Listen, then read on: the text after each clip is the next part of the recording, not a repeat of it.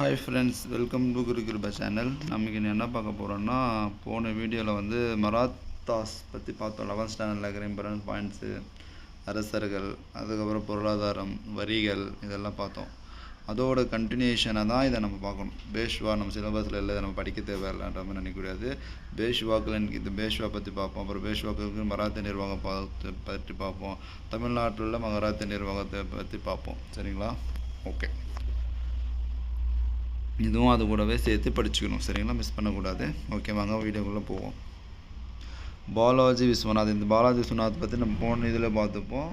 ஷாஹி என்ற மன்னர் வந்து சாம்பாஜியோட மகனான ஷாஹி வந்து அரியணை ஏறுறதுக்காக ஹெல்ப் பண்ணவர் தான் இந்த பாலாஜி விஸ்வநாத். ஓகே, அதில் பேஷ்வாவில் ரொம்ப முக்கியமான மன்னர் தான் இவர். ஓகே, பாலாஜி விஸ்வநாத் என்பவர் ஆற்றல் மிகுந்த முதல் பேஷ்வா மன்னர் யாருன்னு கேட்டால் பாலாஜி விஸ்வநாத்.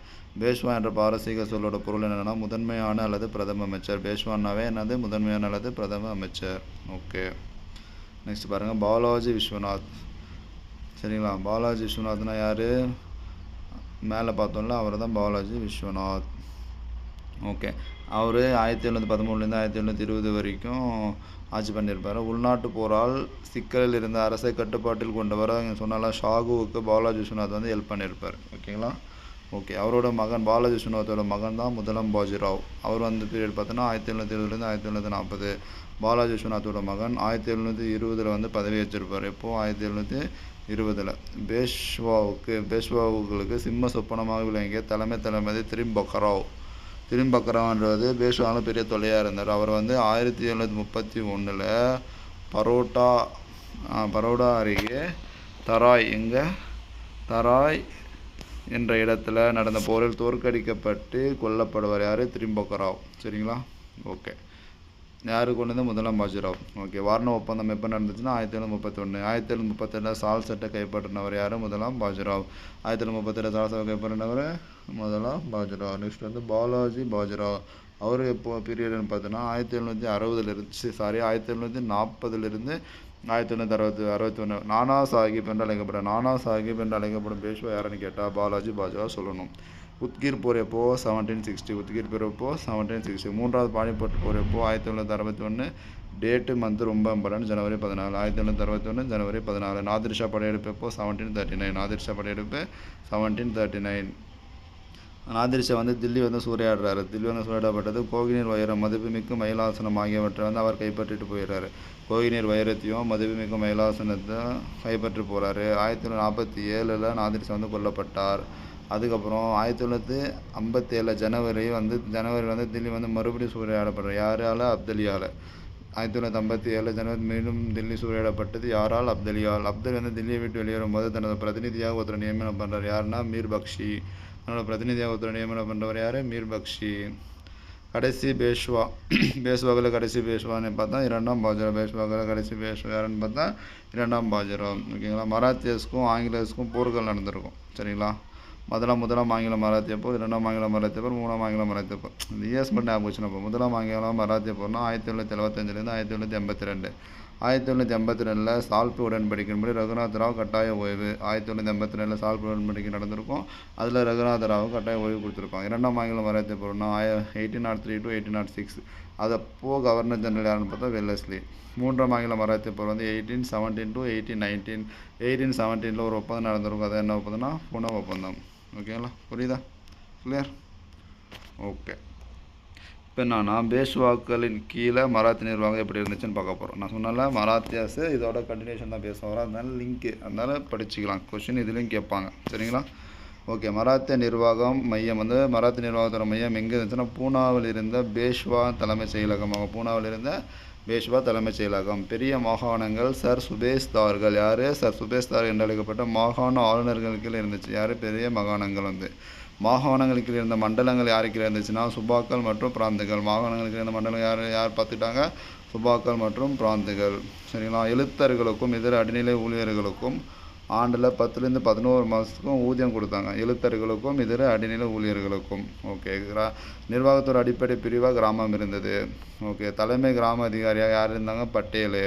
பட்டேலுக்கு உதவியாக குல்கர்னியும் கணக்காளர் அப்படின்னு ஆவண காப்பாளர் வந்து இருந்தாங்க. நகரத்துக்கும் மாநகருக்கும் தலைமை அதிகாரி கொத்துவல்.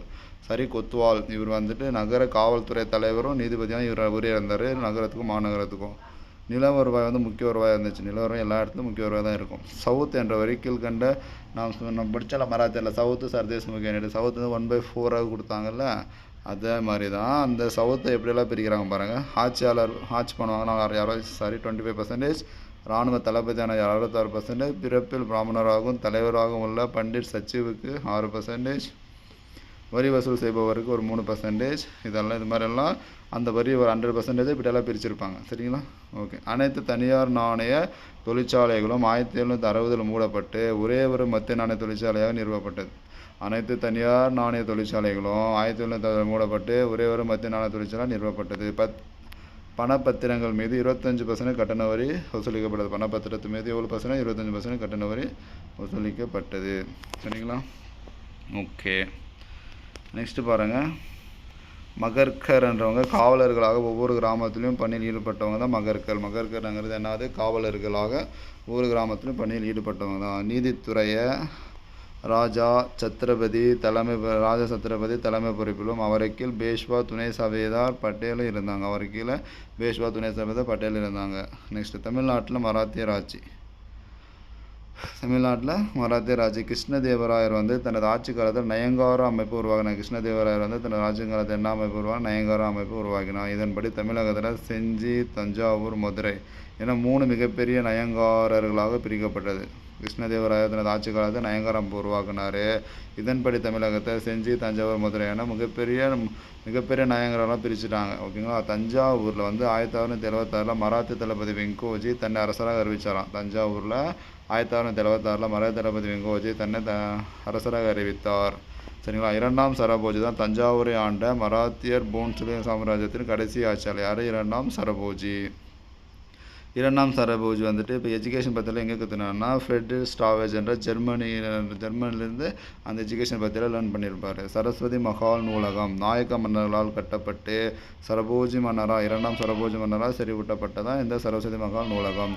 மராத்தி மொழியில் அமைந்த ஆவணங்கள் மோடி எழுத்து வடிவில் எழுதப்பட்டது. மராத்தி மொழியில் அமைந்த ஆவணங்கள் எந்த வடிவில்?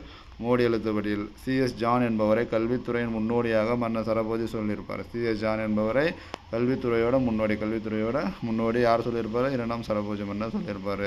சரபோஜி சமயப்பரப்பு குழு அன்னைட்டு ஒரு குழு ஆரம்பித்தாங்க. எப்போனா 1803 எங்கே? தஞ்சாவூரில் முதலாவது நவீன பொதுப்பள்ளியை நிறுவினாங்க. அந்த சமயப்பரப்பு குழு தான் முதலாவது நவீன பொதுப்பள்ளியை நிறுவியிருப்பாங்க. புதிய அல்லது நவீன கல்வி முறைக்காக நவவித்யா முறையை அரசவை நடத்தி பள்ளிகள் அறிமுகம். புதிய நவவித்யா முறை வந்து அந்த அரசால் நடத்திருப்பாங்க. அந்த பள்ளியில் இன்ட்ரடியூஸ் பண்ணியிருப்பாங்க. முக்தாம்பாள் சத்திரம் என்ற அன்ன சத்திரம் வந்து எப்போ ஆரம்பித்தாங்க? 1803. தன்வந்திரி மஹால் என்ற ஆராய்ச்சி நிறுவனத்தை நிறுவினவர் யார்? 2ஆம் சரபோஜி நிறுவினார். தன்வந்திரி மஹால். ஓகேங்களா? ஓகே. நெக்ஸ்ட்டு பாருங்கள். 18 தொகுதிகள் அடங்கிய ஆராய்ச்சி புத்தகத்தை சரபோஜி மன்னர் உருவாக்கினார். 18 தொகுதிகள் என்ற ஆராய்ச்சி புத்தகத்தை யார் உருவாக்கினா? சரபோஜி மன்னர். 2ஆம் சரபோஜி எழுதின புத்தகங்கள் பாருங்கள். குமார சம்போ, தேவேந்திர குரவஞ்சு, முத்துடா ராக்சசையா இதெல்லாம் எழுதினது யார்? 2ஆம் சரபோஜி. கர்நாடக இசையில் மேற்கத்திய இசைக்கருவிகளான கிளாரினெட், வயலின் இந்த கருவிகளை இன்ட்ரடியூஸ் பண்ணவரும் 2ஆம் சரபோஜி தான்.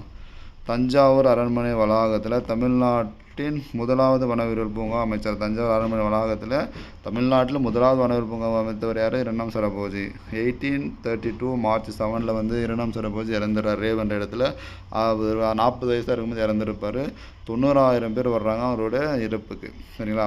பாருங்கள், இது ரொம்ப முடிசூடிய பல தலைவர்களை நான் பார்த்திருக்கிறேன். ஆனால் இவர் தவிர எவரிடமும் அது இளவரச தன்மையோடு அலங்கரித்ததில்லைன்னுட்டு சமய பரப்பாளர்னு அருட்தந்தை வந்து பிஷப் கீப்பர் வந்து 2ஆம் சரபோஜியை பற்றி சொல்லியிருப்பாங்க. ஓகேங்களா? ஓகே ஃப்ரெண்ட்ஸ், இந்த ஐஸ்டாண்டில் இருக்கிற 11th மராத்தியஸும் பேஷ்வாவை பற்றி கம்ப்ளீட்டாக பார்த்துருக்கோம். சரிங்களா? இந்த வீடியோ யூஸ்ஃபுல்லாக இருக்கும்னு நினைக்கிறேன். இந்த மாதிரி யூஸ்ஃபுல்லான வீடியோஸ் உங்களுக்கு நம்ம குரு சேனல் சப்ஸ்கிரைப் பண்ணுங்கள். தேங்க்யூ.